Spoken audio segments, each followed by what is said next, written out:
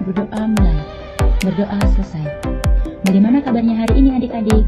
Semoga kalian baik-baik saja ya, dan jangan lupa jaga kesehatannya. Adakah di antara kalian yang tidak hadir hari ini? Semoga adik-adik hadir semua ya.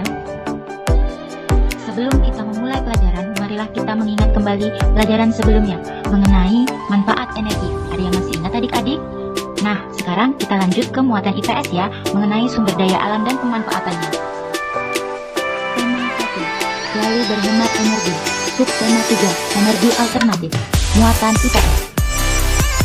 Nah, sekarang adik-adik buka buku tematiknya ya, yaitu di halaman 125 dan 136. Di situ ada muatan IPS.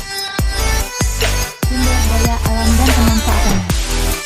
Sumber daya alam adalah segala sesuatu yang berasal dari alam, yang dapat digunakan untuk memenuhi kebutuhan hidup manusia, yang tergolong di dalamnya tidak hanya komponen biotik seperti hewan, tumbuhan, mikroorganisme, tetapi juga komponen abiotik seperti minyak bumi, gas alam, berbagai jenis logam, air, dan tanah. Indonesia memiliki berbagai macam sumber daya alam. Salah satunya adalah tumbuhan jarak. Buah jarak menghasilkan minyak yang dapat digunakan sebagai bahan bakar. Minyak jarak merupakan sumber energi alternatif. Tumbuhan jarak juga mudah dibudidayakan. Pemanfaatannya, minyak jarak memberikan dampak positif bagi kegiatan ekonomi masyarakat. Banyak industri kecil mengelola buah jarak menjadi minyak gosok. Industri-industri kecil tersebut memberikan lapangan pekerjaan baru kepada masyarakat.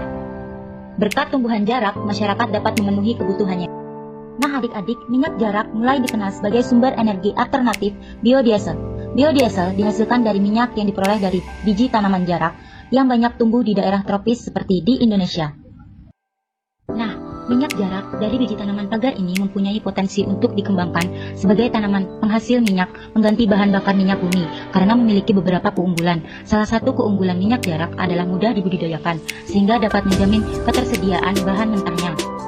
Proses pengolahannya cukup sederhana sehingga mudah dilakukan oleh masyarakat umum, tidak memerlukan teknologi yang tinggi sehingga biaya investasinya terbilang mudah. Minyak jarak juga dimanfaatkan untuk minyak rambut dan minyak hijau. Kemasan minyak jarak dibuat lebih praktis sehingga memudahkan penggunanya. Minyak jarak dapat ditemui di pasar modern atau di warung.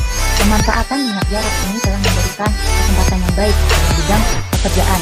Saat penanaman pohon jarak sampai panen, dibutuhkan tenaga, begitu pula saat tanaman diolah menjadi minyak. Tentunya membutuhkan para ahli untuk membuatnya. Belum lagi kemasan yang menarik, pasti dibutuhkan tenaga terampil untuk mengemasnya. Nah adik-adik, pemanfaatan minyak jarak yang banyak selain berdampak positif, tentunya juga akan memberikan dampak yang kurang menguntungkan bagi masyarakat loh. Pemanfaatan sumber daya alam untuk kesejahteraan masyarakat. Indonesia memiliki banyak tumbuhan yang dapat dimanfaatkan, contohnya singkong. Tumbuhan singkong menghasilkan singkong yang dapat diolah menjadi makanan. Ada banyak jenis makanan hasil olahan singkong, contohnya getuk, comro, dan keripik singkong.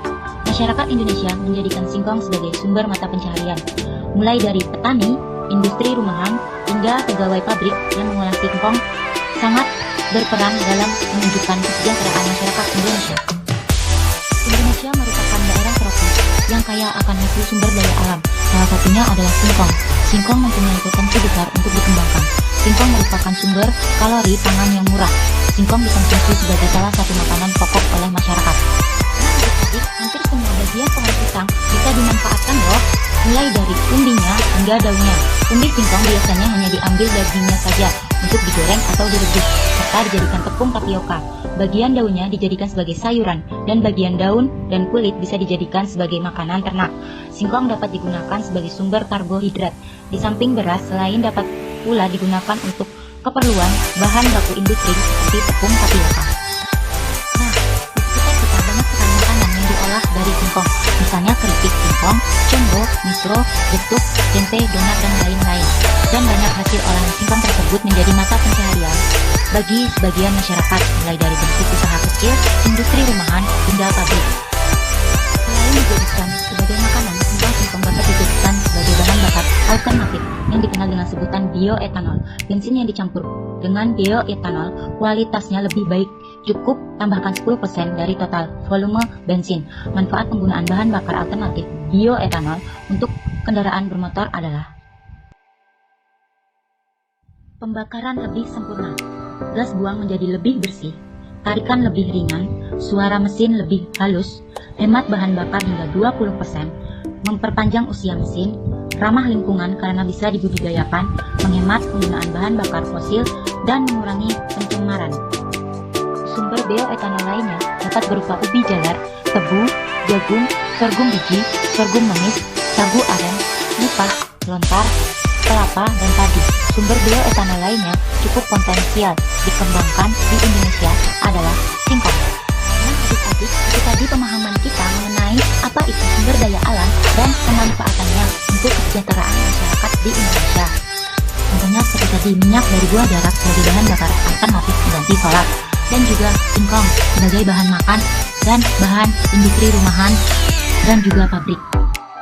Nah adik-adik, selesailah pertemuan kita hari ini. Semoga ilmu yang kakak berikan dapat bermanfaat untuk adik-adik sekalian ya. Dan jangan lupa dipelajari lagi di buku tematik adik-adik sekalian mengenai sumber daya alam dan pemanfaatannya tadi. Wassalamualaikum warahmatullahi wabarakatuh.